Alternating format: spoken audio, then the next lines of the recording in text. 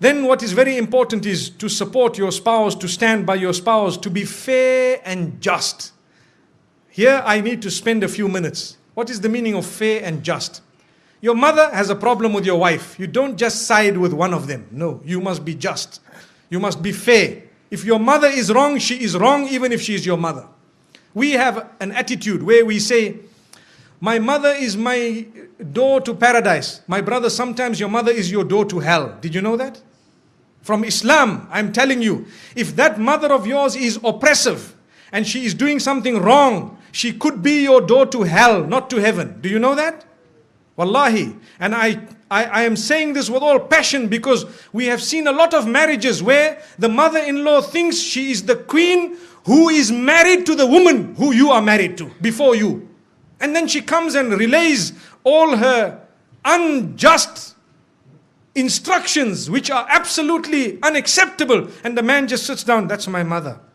That's my mother. That's my mother. How long are you going to keep on saying that's your mother when she is oppressing your wife? Something somehow, somewhere needs to be said. Either speak to your father or tell your mother, mother, I love you so much. I did not marry this woman for her to be a means of taking my love away from you or your love away from me. The love I have for you is totally different from the love I have for her. So mother, I will love you forever, but I want to tell you this is the line you do not cross, my beloved mother. And you kiss her forehead, you can kiss her hands and her cheeks and tell her that my mother, you are wrong. Lay it down. When you do not lay your territory, your marriage cannot work. People don't know where is my limit. They don't know. So how can your marriage work? Your mother doesn't know, your father doesn't know. Some fathers issue instructions to their daughters-in-law worse than the instruction of their own son to that wife of theirs. So what was the point? Father, why didn't you just marry this woman one time? That is not fair. You cannot just come and say, that's my daughter-in-law, I must tell her, you stand here, you go there. No, they have their life. Give them their freedom. Understand, they too need to grow in marriage to live happily ever after. It's not just you who comes and dish instructions and go out. I know this, what I've said here might be a bit bitter for some people to digest, but it is a fact of life. It is a red button that we press, and we need to press it and constantly remind people, because when you talk about happily ever after, remember, you need to address issues that are current and valid. Otherwise, you are wasting your time. I cannot speak about a fairy tale because none of us will then learn something by the time we walk out of these doors. So this is why we say you need to be just. Tell your father where he should stand with respect.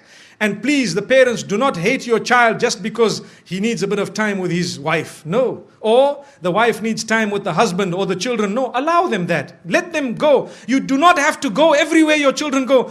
We are going for a holiday, for example, to Penang or to Langkawi. So now father-in-law says, we are coming with. Okay, you come with, mashallah. The next year we are going to holiday. We are going to this place. We are coming with. The following year we are. So whenever did they go alone? Never. Why? Because mom and dad tag along. Give them once or twice, a few times. Give them their own. Tell them, look, you guys go along, inshallah, enjoy yourselves. And next time we will join you. Perhaps you can arrange for us. Yes, it is very important to look after your parents. Believe me, we are not at all undermining that. That is a rule on its own. Look after your parents, but be just when it comes to your relation with them and the relation with your spouse. Be just. Even your children. Some people, and this happens in some homes, they have more than one child. So the children begin to get children.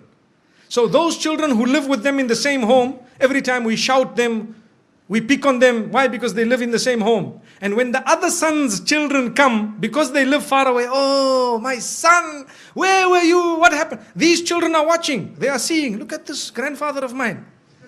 These people here, does he know what they do at school? And here he is embracing them. It is only because we are foolish. Human nature makes us get irritated with those we live with sometimes. And we don't know those who are really irritating are actually so close to us because they are far. This is why we tell parents, sometimes you need to make sure your children live a little bit of a distance from you so that you can be even closer in relation. And I have seen in my life with lots of experience that those children who do not live with their parents are sometimes close closer in relation with their parents, they have a better understanding and they have a much better relation. And I am not promoting people to abandon their parents. No, you need never to abandon your parents. If you do that, you are sinful of the highest order. But what we are saying is, give each other your breathing space. Is very important. Give each other breathing space. Some women, they get married into homes where mother-in-law sits and dishes instruction, right? Today we will cook this.